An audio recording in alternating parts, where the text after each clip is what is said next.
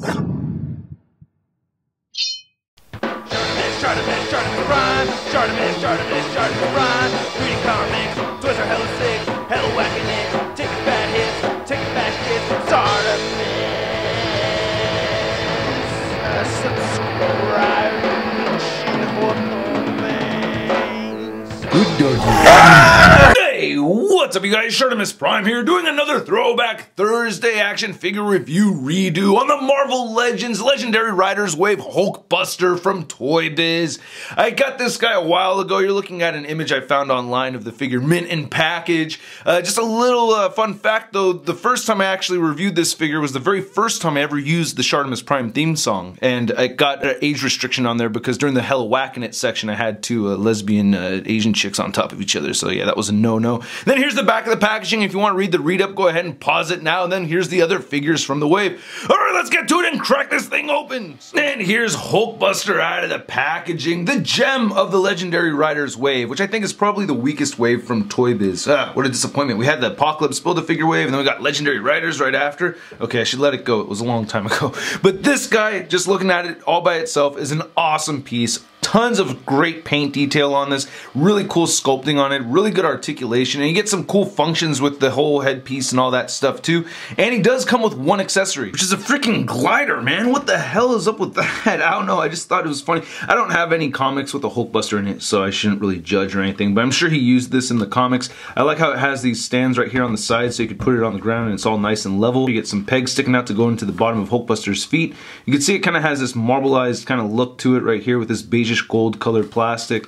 We get some more little boosters and stuff right here on the back. Not a whole ton going on right over there. Let's see if we can get a Hulkbuster on here. I'm going to straighten out his legs. And God, I can't remember the last time I actually pegged this guy into this glider over here. I really don't use the glider, and yeah, it holds pretty well. And now he can fly. 'Cause I'm as free as a bird now. And another display option for this glider is that he does have this hole peg in his back, and you get this peg right here in the middle of the front of the glider. So you can plug that right in there. And now he has his wings right there on the back, which actually doesn't look too bad. I actually think that looks pretty cool.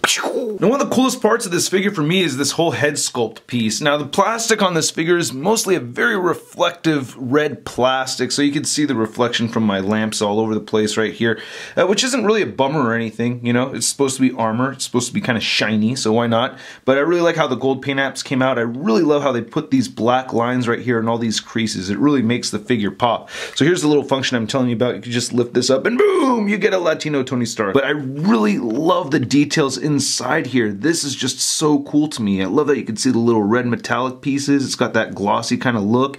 You have this gunmetal color for those fans in the background, or are they speakers? I don't really know. And not a bad head sculpt for a Tony Stark figure either. You can give him that cleft chin right there. You know, he has his mustache and everything looking pretty clean on there. The only thing is that the paint they used on the neck is very pink, so it doesn't really match the flesh tone on the face. And I like how the head actually has articulation, so you can rotate this head side to side, and you can obviously see that hinge underneath there. You kind of have to like pick underneath his chin and get him to look up for him to do that.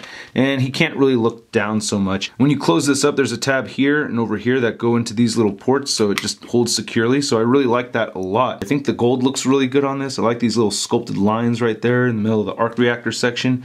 Get this honeycomb kind of pattern going on in the sculpt right there. This one has a little bit more of a bronze paint added to it. I don't think that's from fading. I think it was originally like that. Like this forearm armor right here. This is really dope.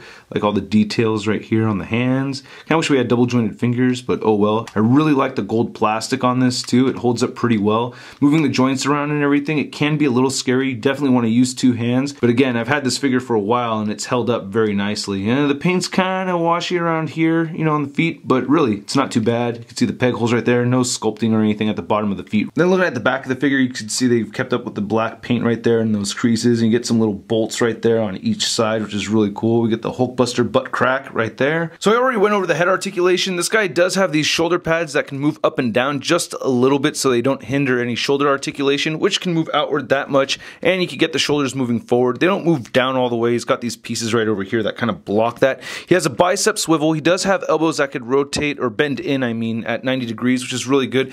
When you bend the joints on this guy, you definitely want to use two hands and be careful with it though. I mean, it's kind of an older figure. You do have wrist swivels over here, and he does have a thumb hinge, and then he has individual finger articulation. Wish he had double jointed fingers so he could make a full-on fist, you know what I mean? That's like the closest thing to a fist he can make.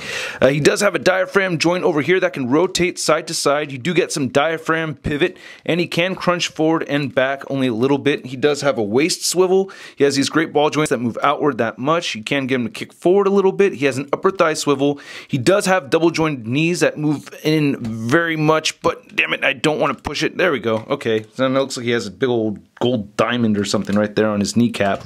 And then he has ankles that move downward, they move upward. He does have toe articulation, and of course he does have some ankle pivot. This Hulkbuster figure stands at about 8 inches tall. The movie Hulkbuster should stand about an inch or two taller than this guy. And here's Hulkbuster compared to the Marvel Legends Face-Off Hulk figure, and I think these guys stand really cool side by side like this. This is my favorite Hulk figure to pit up against the Hulkbuster. Then here's our Toy Biz Hulkbuster compared to the Hasbro Iron Man 2 3¾ inch scale Hulkbuster, and then we have the Hasbro 2.5 inch Age of Ultron Hulkbuster over there. Then here's Hulkbuster Iron Man compared to the Thor Buster Iron Man, the Captain America Buster Iron Man, the Wasp Buster Iron Man, and the Giant Man Buster Iron Man. Okay, these three are not actual busters. And of course here he is next to the Marvel Legends Big Time Letdown Spider-Man. So I've had this figure for about 5 years now, and I still think it's a great piece. So if you don't have him and you're gonna go search for him on eBay, you're probably gonna pay a lot, but it's a very good figure. A lot of articulation, and I just really like it. And I hope you guys liked my video. If you did, please click one of the boxes over here for more Shart in your face. Don't forget to follow me on Facebook, Instagram, and Twitter. And go to MarvelousNews.com for the latest in Marvel-related news and a photo gallery of images from this review. I'll catch you guys later.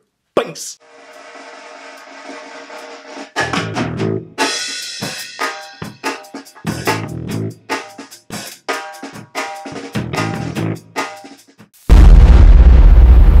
That's crispy. 'Cause I'm as free. Oh.